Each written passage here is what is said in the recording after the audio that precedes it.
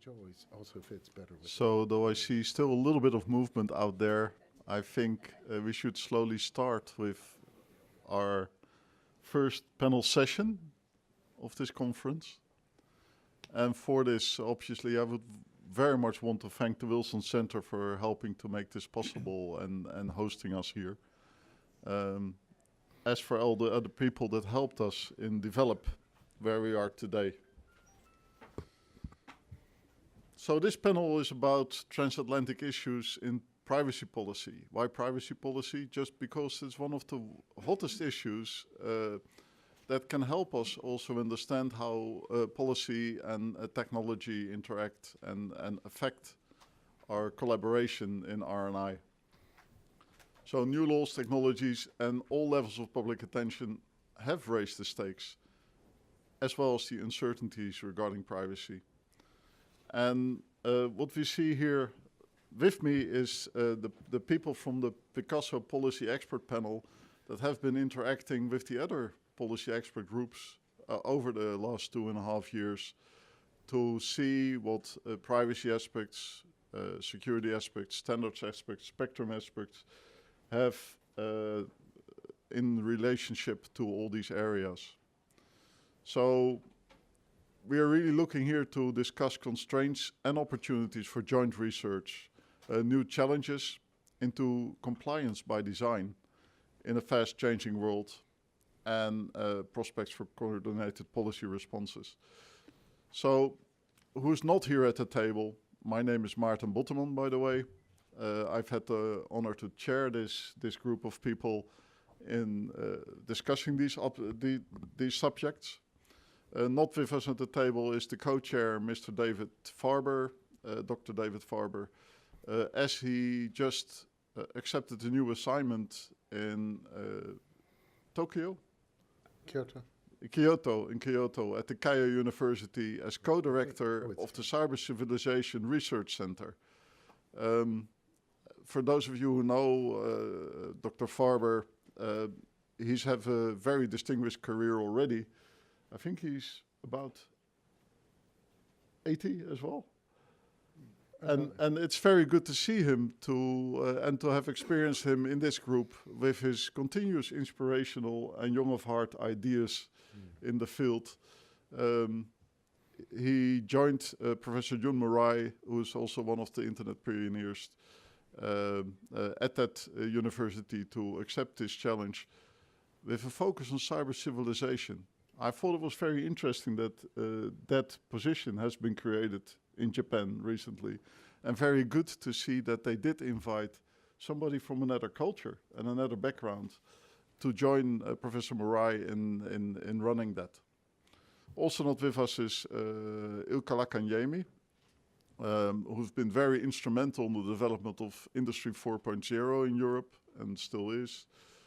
And Dr. Bob Pepper, who used to be the director for strategy at the FCC when I met him first, but who's been a researcher active in the area. And unfortunately, his new duties at Facebook made it impossible for him to continue to join us.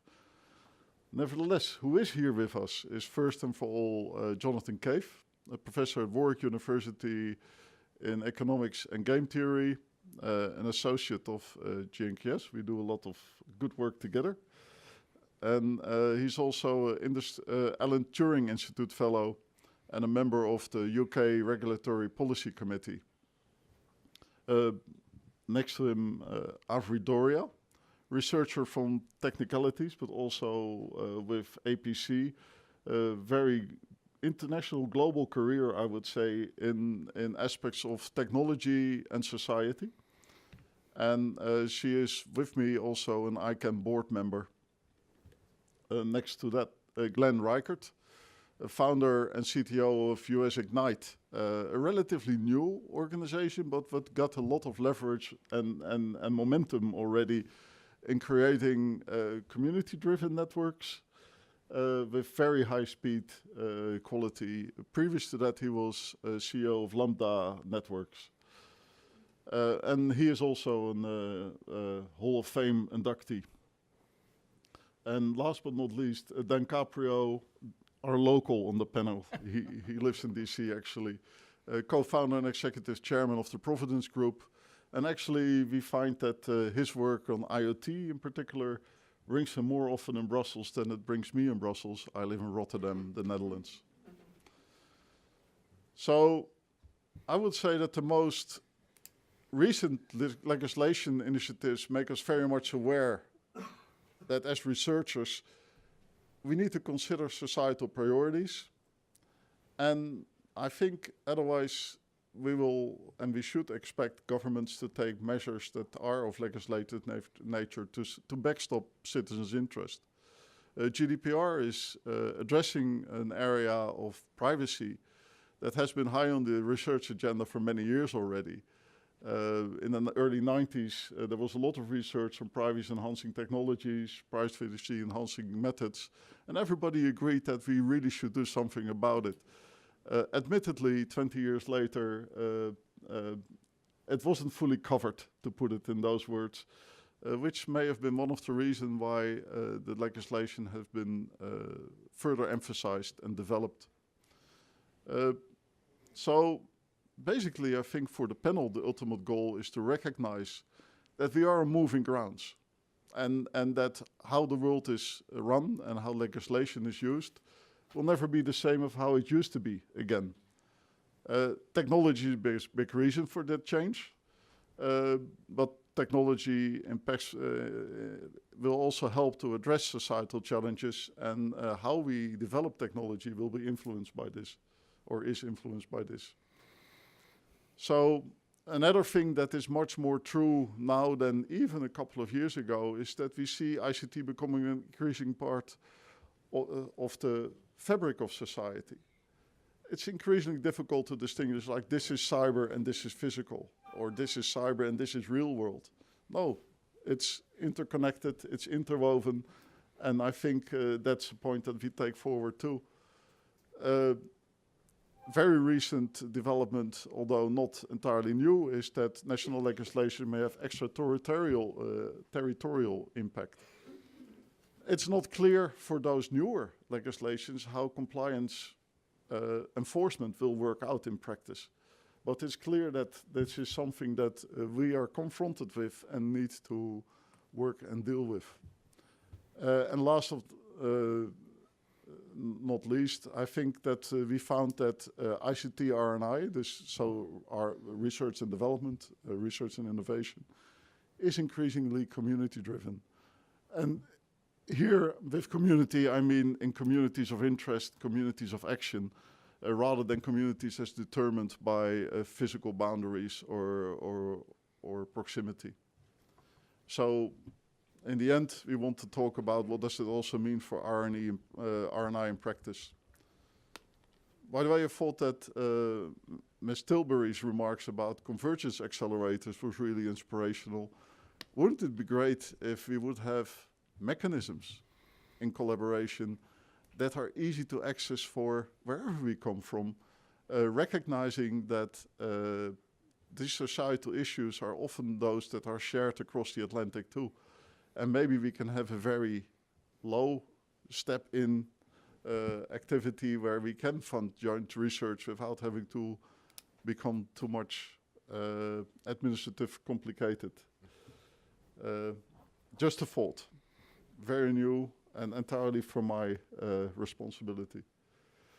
So going to the panel, I first will ask Jonathan to introduce the issues on law. He has a presentation for that, and from there we want to go into a panel discussion in which you're very much invited to participate.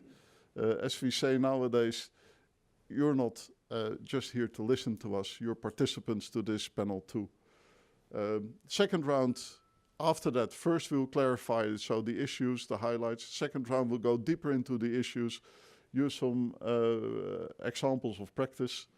And the third round will focus on how does this impact ICT R&I collaboration, what way forward. So having said that, may I invite you, Jonathan, to take the next slide. And I think... Yes. So it's the dark button. Okay, but it doesn't appear here. Would you like that? Yeah, sure, why not? It doesn't appear here, but this is the same Okay, presentation. yeah, that's okay. I can look at the screen. Never mind. Good. Okay, right. Thank you, Martin. I have been encouraged to be. Yep. I'm encouraged to be brief and assume that you have already thought about these things quite a lot. Just a couple of framing remarks.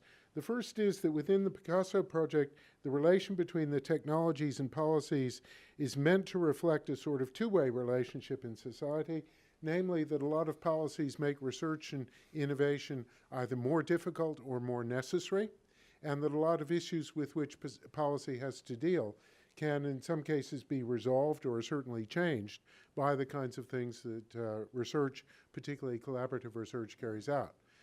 Science is global. Policy tends to be much more local, despite the best efforts of coordinated governments. So there is a certain sense in which there is a tension there.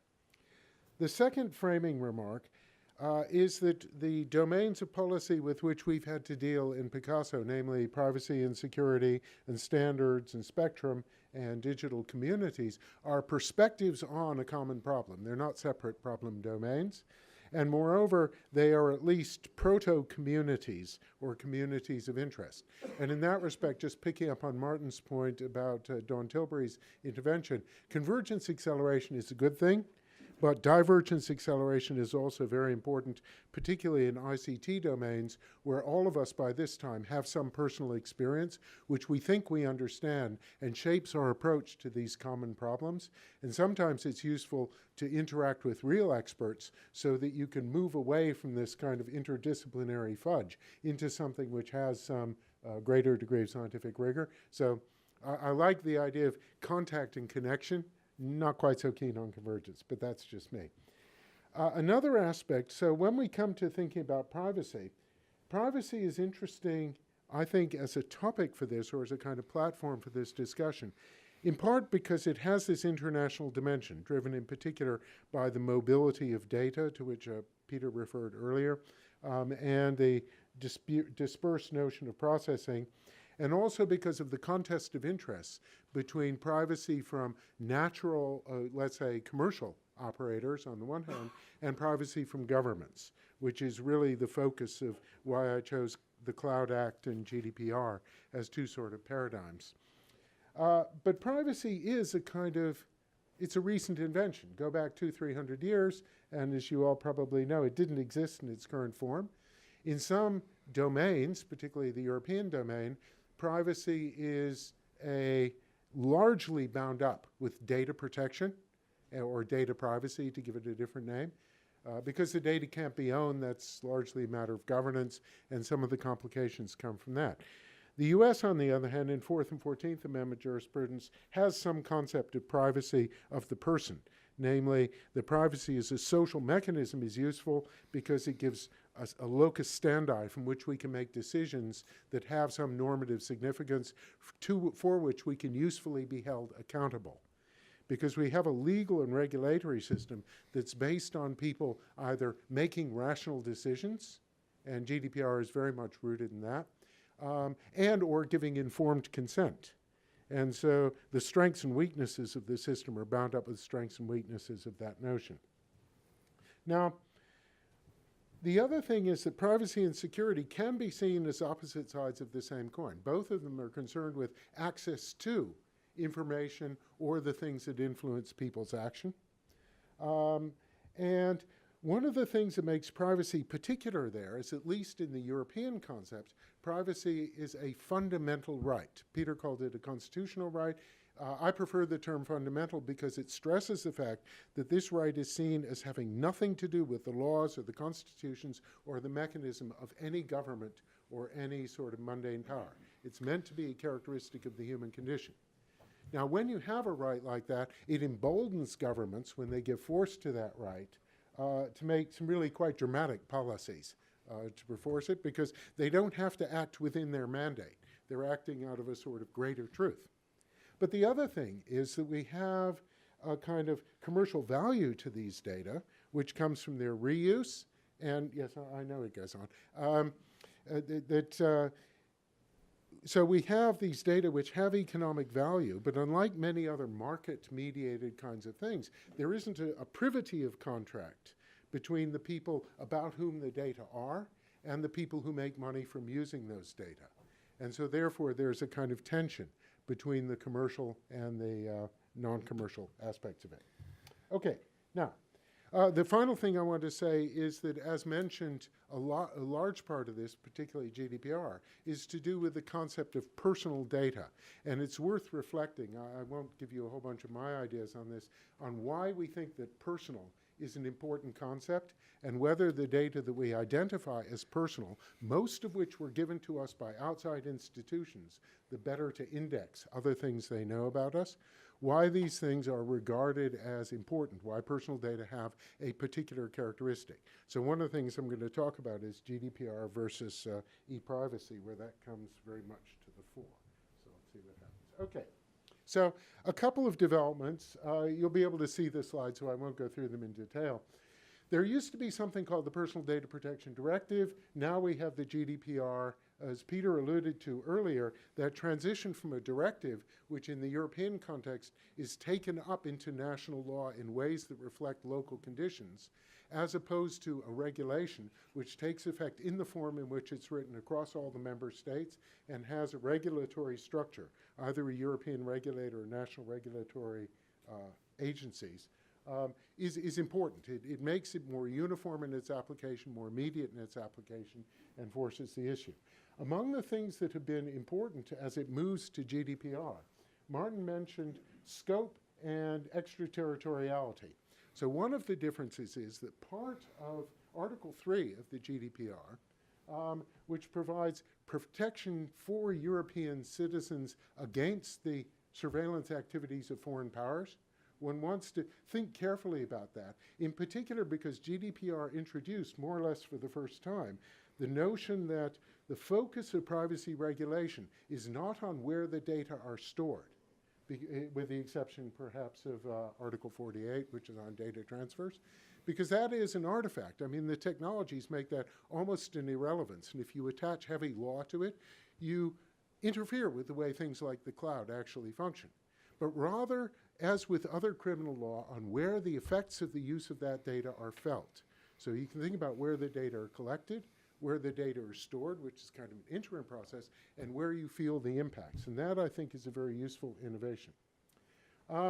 There is also now at least some attempt to come to terms with the changing relationships in relation to data that data controllers, who are the ones who more or less collect and govern the ownership of the data, and data processors now have a shared responsibility rather than the more differentiated or handoff responsibility. Doesn't always work smoothly because the data controller may be a tiny person, you know, an individual or a university, and the data processor may be Amazon Web Services. So the notion that the data controller can impose, let's say, compliance with the law on a big global player like that is a bit fanciful, but we will see over the course of the implementation how this actually plays out. At least now we can have the conversation. There are two different legal bases for processing, because processing is now important as well. One is sort of legitimate interest. We could talk about that, but I won't go into too much about it. The other, however, is consent. And the advent of GDPR, as many of us will have noticed, is a flood of people that you didn't know had your name asking for your consent to retain your data and use it again. Now, I don't know about you, but I just use that as a way of cleaning my name off these lists, or trying to do so. I bung them all in a folder. But what I tell you that I did not do was carefully to consider who had my data and where it was being used. So the purpose of the law was perhaps not being served by the suddenness of its introduction. And that wasn't an artifact of the way the law was drawn. It was a choice by the firms involved as to when and how they chose to do this. But anyway, it's a very interesting thing. And finally, the other thing that makes it very important is this: within this global scope, the GDPR can apply to firms not established in the EU, and it can apply to data referring to many, many types of individuals. It has attached to it some fairly steep penalties for messing about with this. which could, in a sort of Coasian sense, lead to a more effective outcome, but we'll see what happens there. Now, the other thing, which is still on the way, is e-privacy. I'm calling e-privacy 2 the regulation. Before that was the e-privacy directive. It's similar to GDPR, but it completes it in other senses. It's less general because it refers specifically to electronic communications. It's more general in the sense that it refers not only to data about and pertaining to natural persons, you and I, but also to legal persons. And it's concerned with the confidentiality of these data. Now, the key kicker in all of this is that if you assert a privacy right, you restrict the ability of other entities to reuse those data, even when it is of mutual interest. But like any other property right, it creates the opportunity for a negotiation or a bargain. And so it is a mechanism like intellectual property rights whose benefits are not in the mechanism itself, but in how it's used. Its focus in its current version is on spam, unsolicited commercial communication, network security and the responsibilities for that, cookies, which it inherited from the old one, which used to be called the Cookie Directive, and was our first experience of these sort of pro forma, I consent, I don't consent kinds of things, breach notification, and the other thing that's absolutely critical, which Peter also mentioned, is that these protections apply not only to the data, but to the metadata, because in many cases, it is the metadata that are most important. Just to give you a trivial example, if I am asked a question online to which the answer is yes or no, and we have end-to-end encryption, well, I can tell you that a packet that includes an encrypted no is of a different size than a packet that includes an encrypted yes.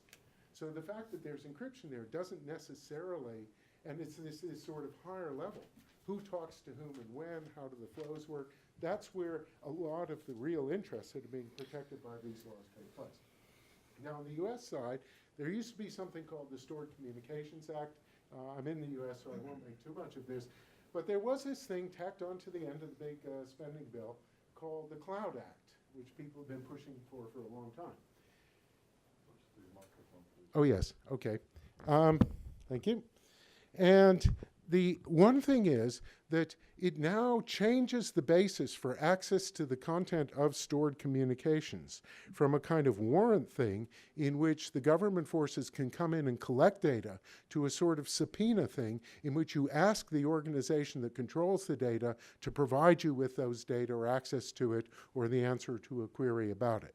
And it has some parallels in European legislation as well. The point about a subpoena is that it's not territorial. You can ask anybody anything, but sending an officer to somebody's office does require a degree of presence and access. There are other things, which is it's extraterritorial, but it's extraterritorial in a different way than where the data effects are felt, which is in GDPR. It's more a kind of formulaic thing based on the legal home of the data controlling entity. That's how the power is asserted. And it was meant to moot the Microsoft versus Ireland case, which again we can talk about.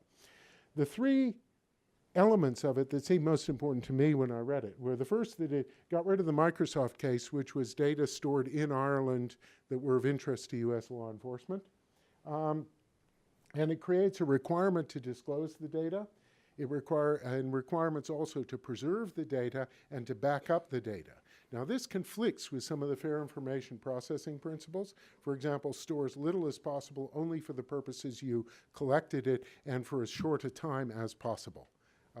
And there are issues here around the right to be forgotten or remembered that we can discuss. Second thing is that there are alternatives to this.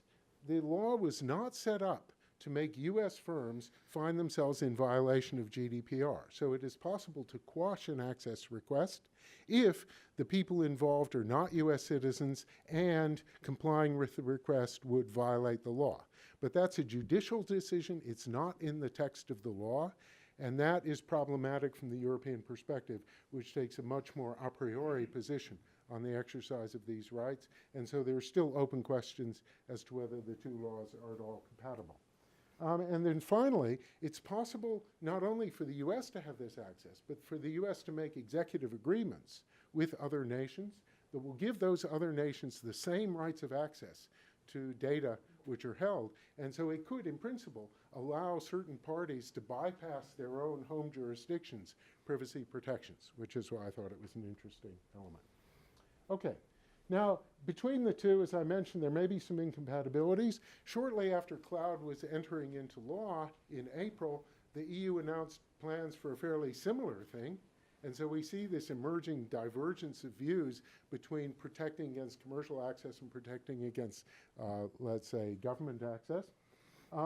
And some people, like the EFF, see this as the beginning of a race to the bottom, that in order to attract this vital and valuable activity, people are gradually maintaining a kind of Potemkin protection for people while dismantling its guts as regards large commercial entities. Also recently, the LEAD Committee, which is the Civil Liberties Committee of the European Parliament, has called for suspension of the Privacy Shield Agreement for reasons of GDPR compliance, for apparent lack of oversight of the Privacy Shield on the US side, which is now being resolved, I'm pleased to say, for commercial reasons, namely that firms falsely self-certify that they are adhering to European privacy standards, and also because there's no clarity around the scope for automated decision-making, which is one of the important protections in GDPR, and finally for a variety of national security reasons. Now, one thing that I finally wanted to mention is that within all of this consent-based thing, there is the idea that people are or should be treated as rational. And within a lot of this jurisprudence, there's this notion that if you give people power and if you give people information, that's your responsibility taken care of. And I'd like us to consider whether or not it is reasonable or ethical to treat people as rational in a world in which the complexity of the issues, the pace of change, and the sheer difficulty of understanding what the consequences of choices are mean that we know that large numbers of the individual people faced with these decisions will not behave in a rational way. So anyway, that was the background part, and that's me done, so I'll sit down. Thank you very much, Jonathan. So I first of all asked our panelists to also contribute to this, but please prepare your questions because the floor will come to you as well. So Avery, having heard this, anything to add at this point? Okay, thanks. I was actually just looking at two of the issues that came through. One of them was the privacy and security are two sides of a coin, which is, quite a reasonable way to look at it. I have been tending to look at it, and this is a way that also came out of the Internet Engineering Task Force, as privacy being part of security. That what is security for? It's to protect people, to protect their privacy. Now, there's also protection of goods, protection of property, and so on and so forth. But when you start looking at security within a standard sense, it's protecting people's privacy becomes one of the major, goods of privacy. So this does create an interesting reaction where you have many people seeing privacy as being contrary, or privacy being the opposite side of security, whereas those that are trying to define the standards now are sort of saying privacy is one of the main mandates of security, that security needs to protect our privacy. So that's one of the issues that I look at. The other one that I like to look at is the relationship between technology, policy, legislation, rules, et cetera. When I'm looking at, again, most of the technology work that I've done and do relates to standards building, is the technology defines what is possible without, and those of us in human rights advocacy have tried to say, no, we have to take account of human rights when we're coming up with technology. But by and large, technology defines what is possible, and given the number of different engineers, given the number of perspectives that engineers have, you find that you really will get a wide range. Policy tries to then limit that in some sense and sort of say, aspirationally, this is what we'd like to see. Aspirationally, this is what we'd like to limit, and then you end up with legislation that really tries to constrain. But you really end up with a cycle there, because as soon as there's a constraint, you will indeed find technologists that will find a way around any constraint, will find a different way to do things. So the relationship between technology, policy, and legislation is not as cut and dried as very often people try to speak. And as I look at it, and as I look at the progression of convergence. Convergence is something I've been hearing about now for 40 years, and it's always, like AI, just around the corner. And it's just just about to be here. And it will, I expect in my lifetime, never come. Now I'm getting old enough so that my lifetime, should be a limited example. But basically it's partly, was it you that was talking about divergence, is that those are sort of opposite and equal reactions, that for every force of convergence, we have people pulling back and saying, no, I've got to do this differently. I can't do it the same because of this or because of that. So I look at this and I look at sort of a constant motion, and that the innovative energy really comes out of that interplay, out of the tension between policy and technology, the tension between legislation and technology, and the need to sort of work with whatever limitations we've got to do the thing we need to do. I, for example, don't expect that the policy rules, and by the way, the GDPR is not a new policy rule by and large, it's just that people have been ignoring them for 15 years, and they finally decided to put a steep penalty on it so that maybe now we'll pay attention. And I think that if we do pay attention, we'll find that these very innovative companies will just find a new way to build their business models. Building the business model off of selling our information didn't exist 20 years ago, and whatever model they come up with next will be because they were limited. And the limitation caused by policy and legislation is what often pushes the engineering enterprise. I'll probably stop for now because I'm not supposed to go on and on. No, but thank you. I mean, Avery's been deep into the global standard setting research as well as looking from the societal impact side. And I think this is very useful from there. So Glenn, you've been involved a lot also in community-driven ICT development and how this impacts this.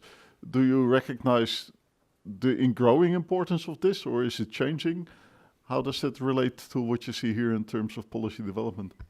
So as Martin says, I work at US Ignite, which is a nonprofit looking at advanced technology impacts on communities, on cities, on states, on various geographical communities, as well as some non-geographical communities. And in doing so, I first want to say, as a citizen of the United States, thank you to the European Union for enforcing GDPR. It's been a big help to me personally, because companies who are working in the United States and in Europe have in many cases decided to extend GDPR protections to everyone, including to me. So again, thank you very much, EU folks, for making my life personally significantly better. I think that's an important point. I also think that one of the things that we see working in communities and advanced applications and services is that there is a very large difference and a dichotomy between the value of private personal information, which is quite high, and the price that we as individuals put on that information, which is remarkably low. And it's the difference between the value of that information and the price that we put on it that really has driven some of the largest tech companies in the world. People like Google and Amazon and Facebook are really trading on that price differential. It's a traditional financial arbitrage if somebody thinks something is more valuable than you do. Now, I think one of the big issues is, why does that arbitrage exist? Why is it? Is it that the information isn't as valuable as the people who are taking it and are charging for it are able to sell it? Or is it because we don't quite realize what it is we're giving up when we use the free services? And I would tend to argue that both are a little bit true, but the ability to understand what we are giving up when we use the free services is probably the larger piece here. And I'd like to suggest that in the United States, we are very much of every person is their own person. You can do what you want. You can agree to give up your information for whatever you choose to give it up for. And about once a week, I find a new app I want to use, and it presents me with a 40 to 60 page legal agreement, which I don't read and you don't read, and has very vague wording in it about what they may use it for. They may use it for their business purposes, is a very common phrase, where I think their business is providing me a service, and they think their business is in selling my information. So there's a disagreement because of that wording right there and how that's understood.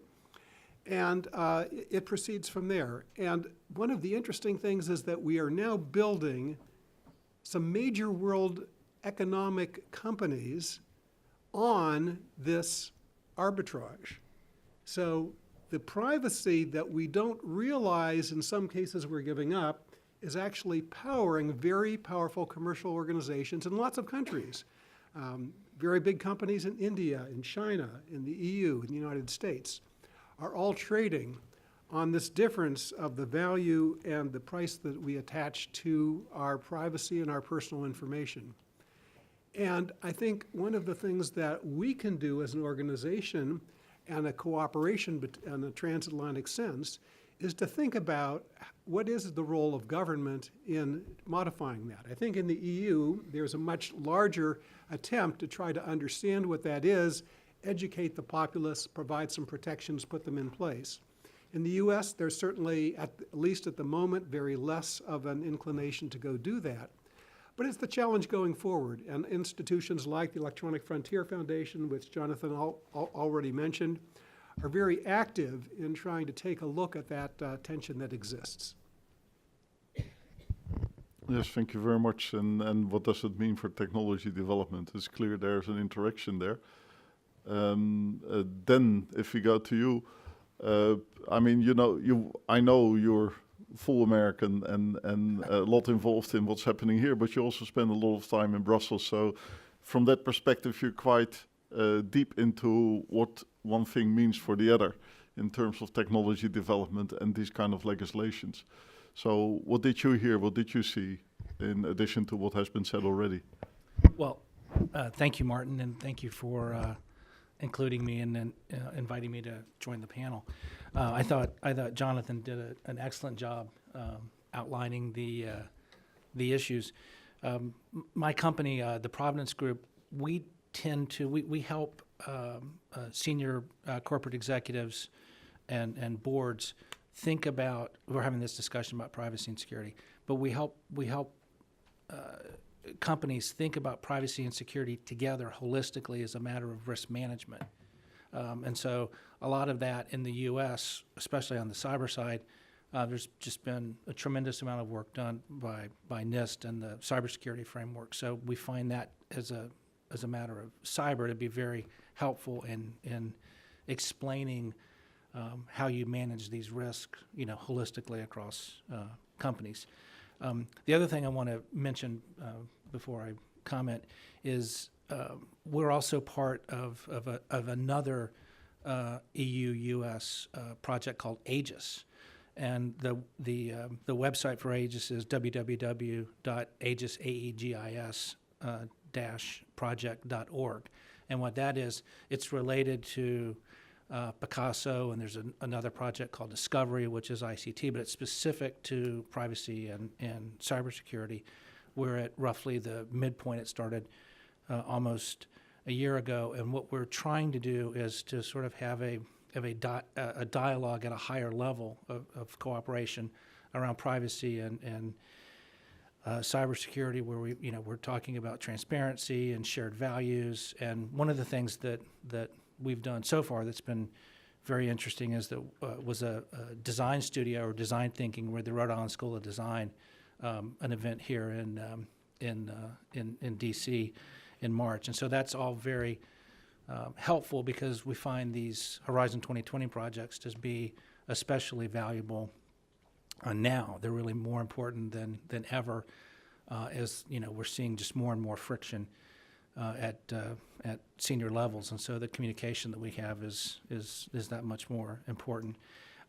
I think in terms of Jonathan's framing comments, it's important to sort of point out two differences, or not two differences, but 2 points. Cloud, when we talk about that, that's specific to law enforcement.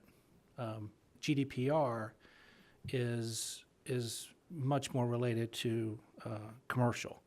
And so I think Jonathan really pointed out some of the strengths and some of the clarity, at least in the legislation or the statute. It's written pretty deliberately, I think. But the way that it's set up, I mean, at this point, and this is also true with GDPR, there's more questions than answers, because we haven't had these executive agreements yet. But I do think, in terms of it is narrow in terms of part of the language is that the relationships can last no longer than is reasonably necessary to accomplish the purpose. And so it does set out a clear framework, and I think it is in some ways a first step toward law that can be applied across borders, because those of us, I was involved in government at the Federal Trade Commission, the Department of Commerce. If any of you have ever worked with MLATs, I mean, it's cumbersome and time-consuming, and you get nowhere fast. So I think the law that Jonathan referred to, the Stored Communication Act, that's from 1986. So we're living in a whole different era. I think on GDPR, the issue is between the EU and the U.S., I mean, we agree on the principles. The question's going to become in terms of compliance and how does it work in practice.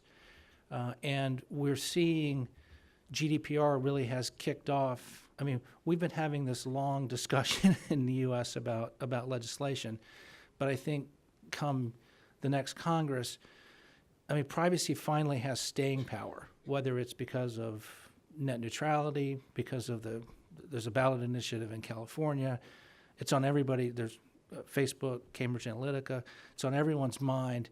And I think what we're going to see in the U.S. is a much more diligent, long-term, when I say long-term, 2 to 4 years, or 6 years worth of process, similar to what the Commission did, in the run-up to, say, 2010, 2012, in that era when, the drafts were moving from the directive to the regulation. That's where we are in the U.S. And so it's going to be important to continue these dialogues and discussions, because as I said about the Cloud Act, the devil really is in the details. But my sense is that things are beginning to change in the U.S. and that privacy is becoming more valued by citizens, and people don't want to be surprised with the way that their data is being used. Yes, thank you very much. Very aware. So in this understanding, were there specific remarks, questions, suggestions from your side? Yes, Chris Gear. Chris Greer from the U.S. National Institute of Standards and Technology. The panel has made the point, I think, very well that networked information systems have this extraterritoriality as an inherent feature. And so there's this risk that as each region develops its own privacy regulation, that you necessarily drive international business and data operations to the most restrictive provision, whichever is the most restrictive would prevail. What is the panel's view on that, and how do we approach that in these kind of collaborative activities?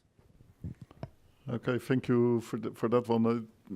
As you rightly say, some say that for privacy, a global standard would be a kind of golden standard. So the most restrictive that is big enough to have an impact on industry may determine how the world deals with that. Is that the nature of your question? So in that, I think I would like to add the factor like, is it the short-term effect and would that be the same on the longer term to put things in perspective? So, Avri? Yeah, I can't speak to the business side of it, but I can speak as someone that's done work for NGOs and worked with endangered populations. And I can say for certain that I always will put the data in the location in which I believe there is the least access to it, where the difficulty would be greatest. You know, whether it was Canada, whether it was Iceland, whether it was Finland at various times. I've moved data from NGOs around from country to country, depending upon how their courts were behaving, how their laws were acting in terms of how I could make sure that the repressive government that NGO was operating within would not be able to get easy access. So if that points at all, I don't know that my behavior as an NGO matches the behavior of a business, but certainly as an NGO, I've got that instinct quite strongly. So I wanted Chris to address it from a business point of view, that this is having a less restrictive scheme is so powerful for businesses that there's a lot of lobbying and a lot of influence of countries that have these large companies to keep unrestrictive policies, because the unrestrictive policies help the economic development of the companies and the countries where that's present. So I wonder whether or not we will have any kind of a race for restriction and then be able to say that, as Martin said, the restriction which is the greatest but still has the biggest impact, still has a big impact, will actually prevail. But if it does prevail, then I think that over time we will begin to see the differentiation. I think that GDPR has mostly caught many people A, off guard, and B, saying this is pretty reasonable, we should probably comply. But as things get more restrictive, I think it's going to be more difficult to come up with that consensus. There will be more time to modify software and code to be able to do that. And people will look not only at the law, but what the penalties are for breaking the law. So we find that many companies keeping this private personal information are not guarding it with the degree of diligence we think they should. And that's resulted in numerous data breaches. And I now have 5 letters sitting in my folder from companies that say they've lost my social security number, my date of birth, my name, and so forth, and that they're very sorry, but they'll provide me with 1 year of protection against, they'll notify me in case somebody opens a credit account in my name. And just last week, a local credit union called me up and said, about the application you gave us for a line of credit at our credit union, and my first words were, no, I didn't apply. So this is another case where that information, which has been lost by lack of due diligence, had such a low penalty that that information is now almost useless as private and personal information. So we have all of those business factors working together. Oh, thank you. I received a letter last week as well. It was from the Internal Revenue Service telling me that they'd lost my data and someone had applied for a job in my name. And given the number of jobs I have, I wish them luck of it. So the issue about how this plays out internationally, certain types of data and certain types of business model naturally or efficiently would require different levels of protection. So one of my concerns is that we don't wipe out comparative advantage and the space for innovation, but it should take place within a kind of regulatory sandbox or crash barriers or something like that, which seems to me a reasonable level for international coordination. Different countries will take different approaches. Some will use technological approaches primarily, privacy by design or default kind of things, pushed up the stack. Some will use laws, some will use markets, some will use a combination of both. I think part of the tension is that data have value both in an individual perspective as a way of targeting me using my data and as part of a collective thing. We haven't talked much about big data and analytics, but that is one of the big sources of value, that you collect the elicited information of people, not the stuff that was protected from the get-go, but the stuff that you reveal through your interaction with the system. And that's where the real value lies, not in exactly identifying me, but in narrowing me down to 10 or 15 or 100,000 people and getting some money out of that. Now, it's a legitimate economic interest. The concern, I think, from the policy perspective, is that if we don't protect the data sources version of that interest, what we'll get is selection bias, that certain people will opt out of providing those data or provide false data. The analytics will therefore be skewed, and the things that we get are things that are potentially in nobody's interest. So I think there is an issue there of sort of where the thing comes from, but I'm more relaxed about these variations of fragmentations. I come from a common law perspective. I think that the law is, you give a big shove to the system, and you see how it works out. Because I take very much Avery's point that technology and policy follow each other in this not terribly well-coordinated dance. And I think we have to learn from these natural experiments, but that also means we have to be fairly agnostic about the consequences and try not to screen out certain kinds of information. But the final thing I wanted to mention was that in terms of how these forces play out, there are liabilities that come from law enforcement.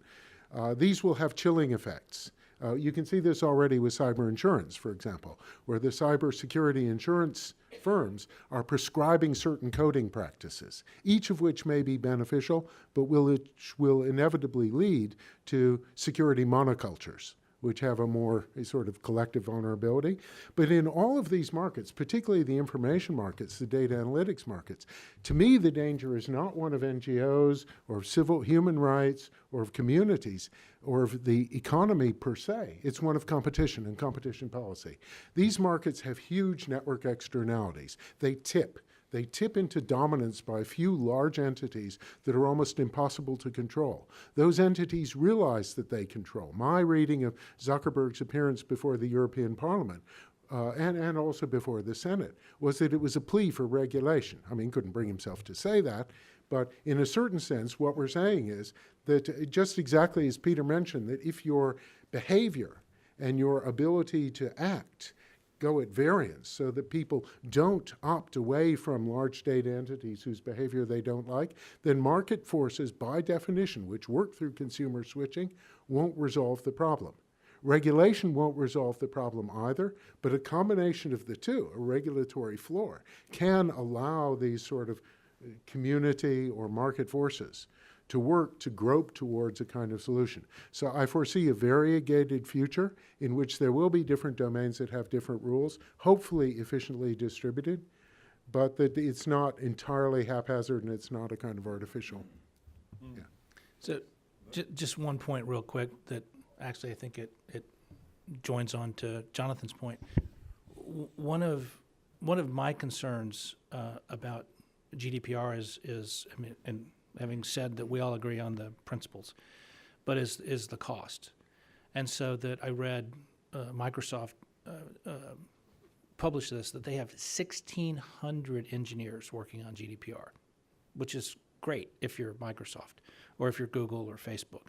I mean, and being big companies with lots of data to protect and privacy, they should be doing that. But I worry that if you're not Google, Facebook, and Microsoft, if you're a small and medium-sized business, that you're not going to be able to afford the cost of compliance. And I mean, that's going to be something that, from a policy perspective, we're really going to have to pay close attention to. You can Yeah. always sign up with Google and get them to do your compliance for you. There you go. Well, I would say that it's more than compliance. You've got to think about it as strategic risk management, but that's another conversation. Maybe a good market for compliance services. Thanks, Chris. I think it's one of the essences. Does it set the standard for the world? You've heard the answers, and also in a way that the jury is out there, and how is it going to work out? For sure, we've seen that GDPR kickstarted a global discussion on how to deal with it in the US, in other countries. An example is the recent Chinese legislation, which is largely based on GDPR, but with some significant changes to that. But they took that as their starting point, more or less, is the impression you get, although a Chinese politician may not confirm that. There's a lot of similarities in how it approaches things. In India last year, in India, the emphasis is on economic growth because there are so many poor people there. They need to have income, etc. So that is the first, second, and third priority of the government.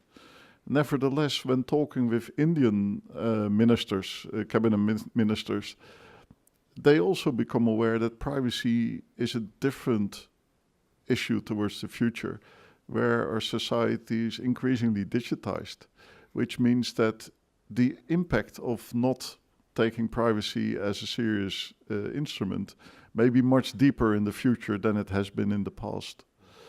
Last but not least, in Europe, when we started to write the directive for privacy, for data protection, from which is dated 95 when it came to be, that started before Mozilla started the first internet browser.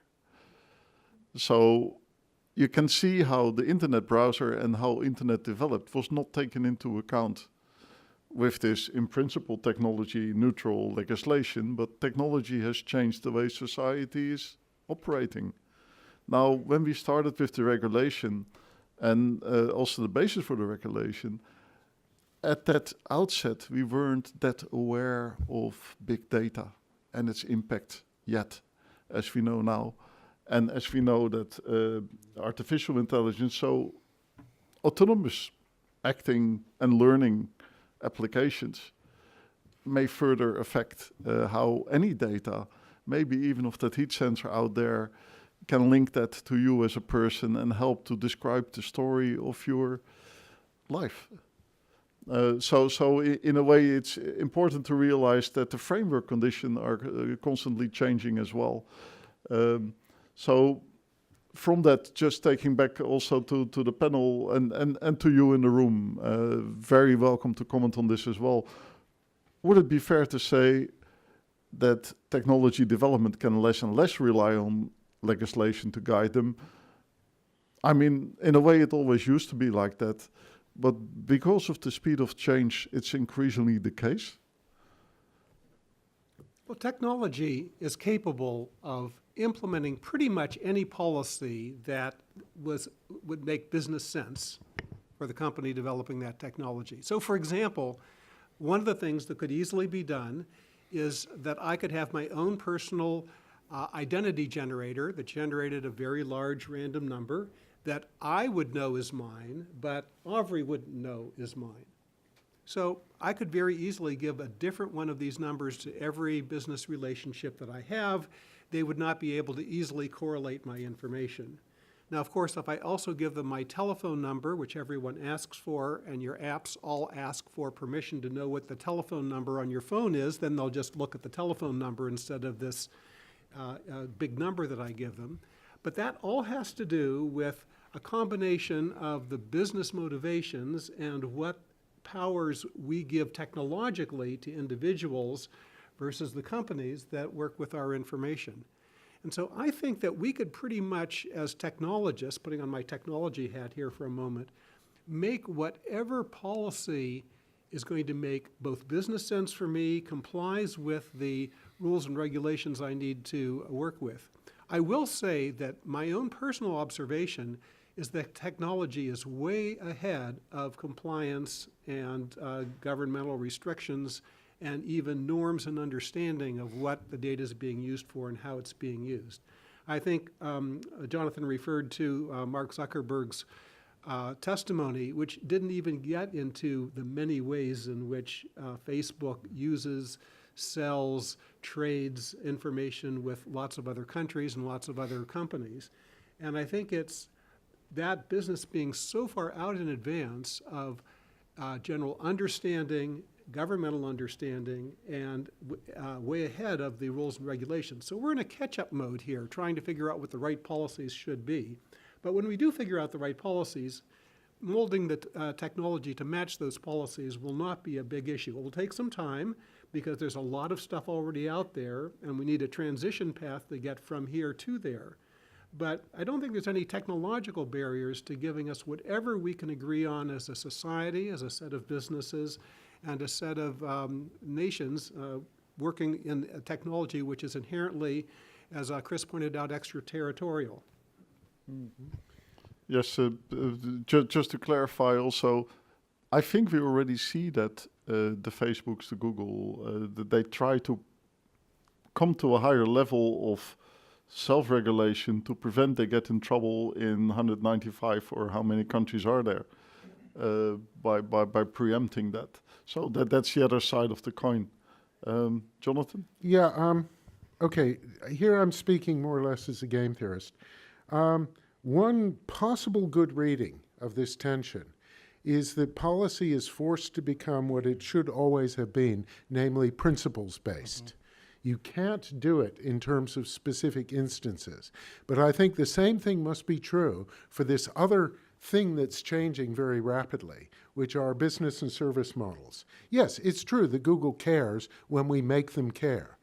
But I don't think that we can or should trust them to have the same degree of ethical understanding or the same kind of ethical understanding that civil society has, that users of different types have, that governments have on behalf of the citizens to whom they work. So I think that it's true that all of these can be improved, but I think what's become obvious is that not the technologists, not the government legislators, certainly not the commercial entities, not even the academics, can have enough of a picture of this to be able to make decisions which stand on their own. And the arrogance of the engineer, the arrogance of the lawmaker, and heaven knows the arrogance of the economist, are principled cultural barriers that stand in the way of this process.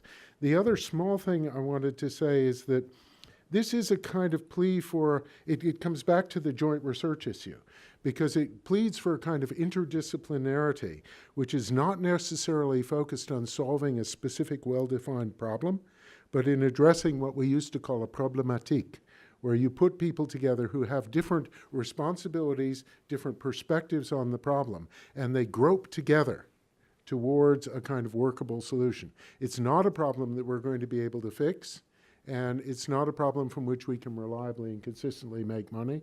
So I think, it could be really good if lawmakers actually were able to define what it is about privacy that they really value and get some validation for that, and embed that in the law. Because frankly, the way commercial entities deal with the law, it's a set of rules for a game. How do we play this game? How do we square this bit of wording in Article 43 of the GDPR with, that's the level. How do we make the done. maximum money given this game that we're playing? Yeah, and they take the words, not the concepts behind the words. And when you have things like Article 29 Working Party that reinterpret that, they just play a longer game. Thank you. Any reactions on this? Do you agree, disagree? Does it raise other concerns? Please, the gentleman in the middle. Can you introduce yourself?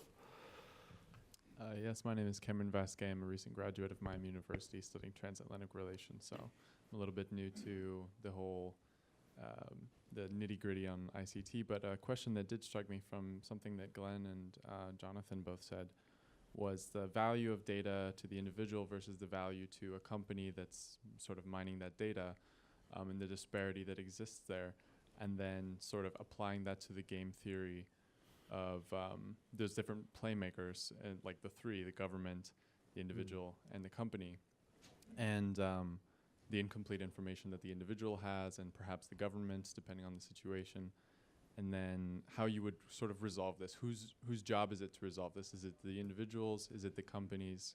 Is it the governments? And then how could you solve it on any of those three sides? Just a very short, with 2 points. I think that is a very important point. Normally, if we had tradable commodities, that difference in values would disappear, right? That you would trade until you'd eliminated those, at least in relative terms. So the fact that we have incomplete networks for looking at these things, incomplete markets, different kinds of entities, different levels of understanding, is part of the reason why we have the problem. There is this other version of game theory that doesn't take the rules as given, but says, here is an outcome we would like to have. Can we design a set of rules for it? So, nothing specific to recommend, but mechanism design is a good case in point. And there are ways of instantiating that. So privity relationships, where my data are not private to me, but maybe specific to our relationship. So Glenn's example of the number that he gives to Avery, he could devise a number so that Glenn could give it to Avery. She would know that it was Glenn. He would know that she knew, but no more than that. So technology can really do a lot more than the uses that we've asked it to do. So from a kind of, the same would be true with auctions, for example. If instead of selling you my data, we transacted in terms of shares of the use of those data, and we had some technological way of validating those shares, there are a lot of things that are possible. The question is, do the rules encourage us to try them? That's deeper game theory as well. Yeah. So, yeah, more game theorists, that's what we need. Just being aware of how things work. A very recent communication from the Commission, as has been mentioned, is about artificial intelligence. And the Commission says AI is helping us to solve some of the world's biggest challenges, from treating chronic diseases or reducing fatality rates in traffic accidents, to fighting climate change or anticipating cybersecurity threats.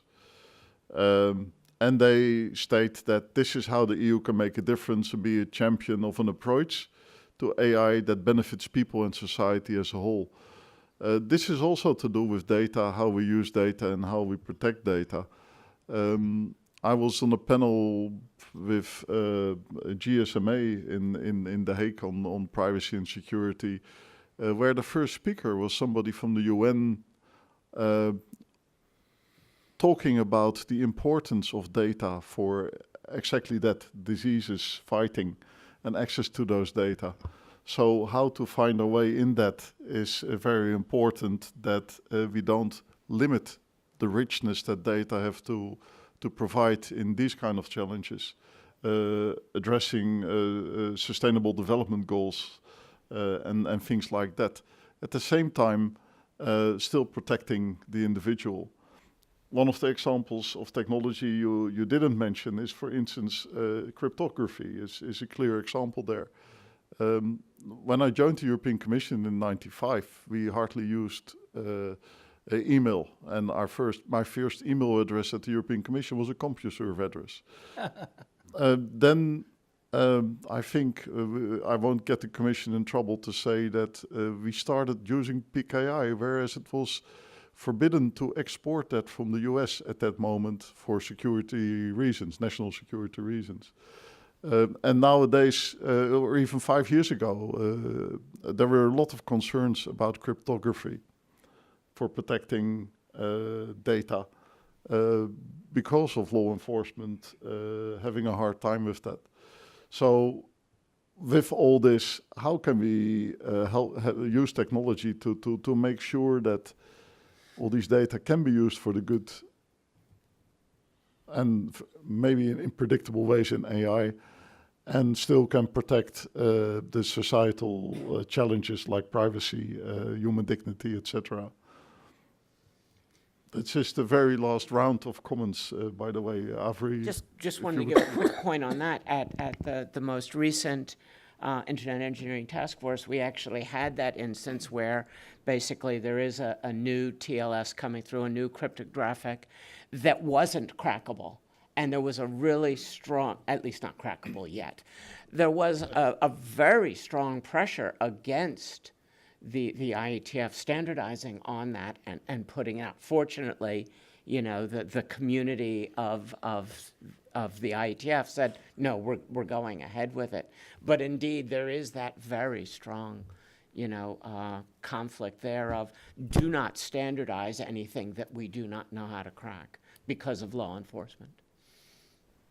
But fortunately, and I think that's the other thing I go to, is it isn't just the individual that needs to fight. It's basically, again, going back to your notion of community. It's the civil society communities that basically get together with leadership of EFF and people like that, that sort of, you know, like the contradiction in myself. I don't care how much of my private data I give away on my apps, but as a political animal, I care a lot. And getting into that dichotomy. And that's where sort of a civil society community of people working with business, with engineering, and with government actually starts to make a difference. Okay. I think it's very interesting that these transforms that we have, these cryptographic transforms, can be used for lots of purposes. So for example, one of the things we could do is, instead of storing my actual age, is we could store a fuzzed version of that age, which still has some commercial value, but isn't exact, so that I could be identified or matched against another database quite so easily. And these transforms, and being able to operate on the transforms to still get a lot of the commercial value without having the actual data there, I think is one of the potential technological things that we can think about doing. And there's been a lot of work done in the mathematics of how can we take data, transform it so it's anonymous to some degree. We can't transform it completely anonymously, because if we completely lose the connection, then it's not so useful. But we can at least fuzz it for reasons that will make it more difficult to misuse. And the transforms can be devised to maximize the value in the way that it should be used, and to minimize the value in the way it shouldn't be used. So I think that this is a very exciting new kinds of privacy that we can begin to think about in terms of digital identity, digital privacy, that may help us on both sides of this equation. So, having been involved in a number of the European Commission expert groups, I was very encouraged, Martin, to read about the Commission's expert group on artificial intelligence. And I think, I mean, from a policy perspective, there's in terms of transatlantic, there's a happy medium that we need to work toward. So the Commission, I think, has done an outstanding job over the years of sort of thinking through issues. I mean, whether it's with civil society, whether it's with industry, whether it's with government, whether it's with academia, sort of thinking through the implications of all of the issues that are confronting us. I think that's something that it's not as natural in the U.S., but I think that it's something that to me, one of the lessons of GDPR is that and I've been doing this privacy and cybersecurity for 20 plus years, but all of a sudden, and it really almost seemed like overnight, but now we're talking about the principles that we all agree upon, and that's a huge first step. But we've got to continue the discussion and the dialogue. I mean, as we reason together, because our shared societal values, we reason things out sometimes a little differently, but I think the principles are important, and that we need to continue to find that happy medium in transatlantic, especially when it comes to, I mean, we haven't even talked about big data, but AI, Internet of Things, the more joint collaboration and cooperation we have, I think the better it is for all of our citizens. Okay, one nerdy point and one slightly less nerdy point. I'll start with the less nerdy point. There is within GDPR a series of carve-outs for specific areas where data interchange are important, including scientific research. And the discussion around consent has been particularly nuanced, actually on both sides of the Atlantic. Also, you see it within the HIPAA framework. And in fact, we have business models in the US. You can get access to not yet approved drugs in exchange for information about those drugs, information about how those drugs work in and for you. So there are certain kinds of exchange which can take place, and I think the exploration of these carve-outs, not just because they allow scientific progress to take place, but because they shed light on how we could write suitably use-favoring, technologically neutral rules that would protect what is important to us and not the mere artifact of something being private. And in that respect, at the Turing, we're not allowed to talk about artificial intelligence. The thing that we worry about, that's kind of machine learning stuff. And okay, the trick there is that you can't audit what these machines do, right? You'd have to reproduce the history. There may be no account you can give of how a decision was made that's more condensed or more comprehensible than the actual decision itself. And so they can tell you what they did, but not in ways that you can understand.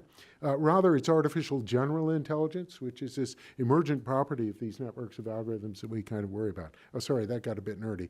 Last thing, however, is on encryption. On encryption, as Glenn mentioned, there are a lot of things we can do to manipulate these data without ever getting plain text on the encrypted data. In other words, you can do certain kinds of processing without the need to decrypt, particularly if the encryption has been designed to facilitate those questions. One example of this, which I'm not defending in any other way, is the UK's Investigatory Powers Act that makes explicit provision for bulk interception, bulk decryption, and bulk querying of communications data for law enforcement and national security purposes.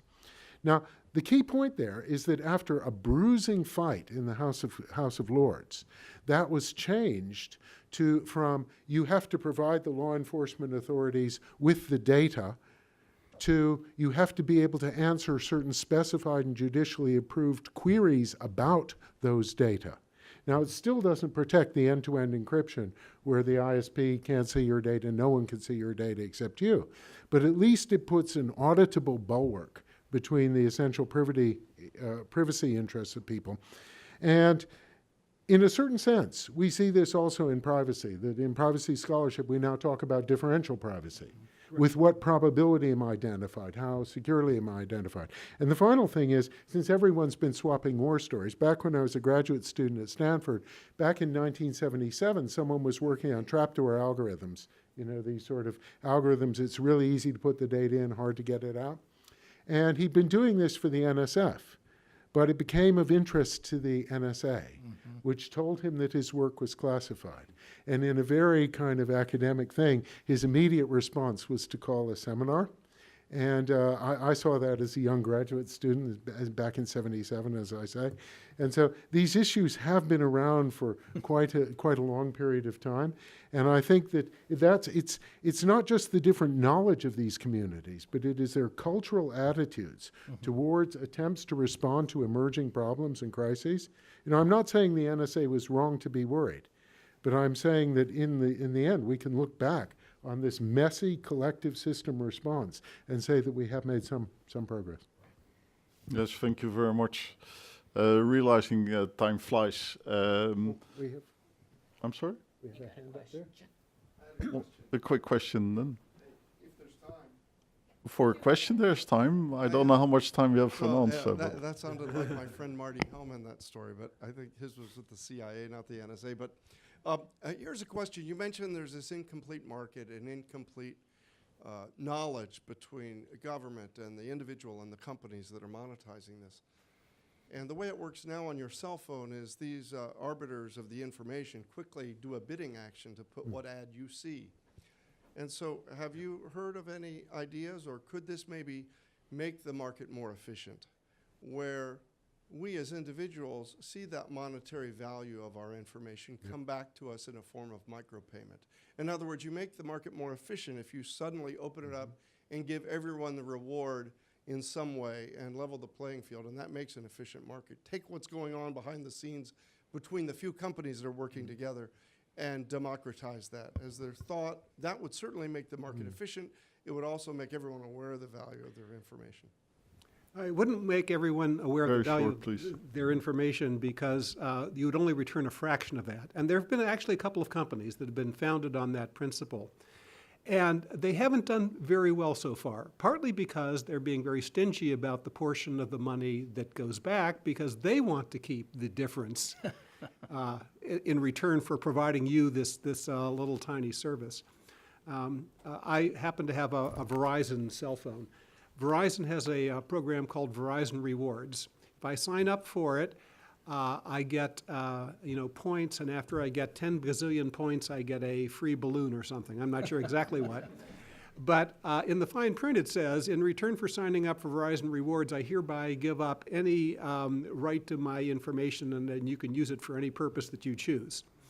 And of course, I won't sign up for Verizon Rewards, but You don't like the balloons. return for that, the balloon was just not worth giving up my information. So the answer is, theoretically, this should work. Jonathan would tell you that this is a great thing to go try. Maybe you should try it. But so far, the companies that have done it have not been willing to provide rewards commensurate with the actual value of the information. I would I like think that's an Jonathan to make final implementation remark thing. on it. I'm not sure that these markets could be made efficient because of tipping, network externalities, incomplete information, asymmetric information, and so on. But the thing that's missing in Glenn's example is you getting to establish a price, right? It's a pretty much one-sided deal. one-sided. They carry it out like they do these generalized second price auctions, and there is information there, but because it's not joined up to the whole set of people involved, because we don't have a property right on which we can insist, you just say, do you sign up for this, yes or no? Well, you're never going to get an efficient answer out of that. But I think I like very much the idea of participation in scientific communities, that arbitrage of scientific observational information, like the real-world evidence that drug companies use, is sort of alive and breathing and does seem to be producing higher levels of utilization. Whether they're efficient or not, we can never know. But I think there is a lot that can be done here. And maybe it is that we don't have people doing it because it's burdensome to do this. Maybe we write agent algorithms, which, like the smart headers the libraries used to use, I need a piece of information, you've all got information. It negotiates a deal with all of them for these micro transmissions of information in exchange for either micro payments or micro participation rights in future access to information. And if that stuff's automated, hey, could work very nicely. So, having said that, if you liked this discussion and if you appreciated some of the depth of the arguments that came here, you may be triggered even more to study the policy papers and the policy white paper that you can get from the PICASSO website. It's clear that the only constant is change, and that includes the change of the framework conditions. On the subject of data protection, I would like to give you this remark that the European Data Protection Supervisor made when GDPR was agreed to come into action. So that was well prior to 25th of May this year, in fact 2 years earlier. And his remark was that data protection is not and cannot be objective in itself. It's really about supporting human dignity, which is the ground value. And my final remark before we go to lunch, and we'll be back here at 1:30 for the panel on IoT, is that on the AI subject in Europe, European Parliament, the European Council, which is the collective states, have a declaration which includes very much a sentence that one of the things they want to ensure is that humans remain at the center of the development, deployment, and decision-making of AI, prevent the harmful creation and use of AI applications, and advanced public understanding of AI. Without public understanding, there cannot be a good interaction between stakeholders either. So with all that and with being aware that this is so fast-moving grounds, thank you very much for being with us, giving us this time. And who's going to talk about lunch? So. And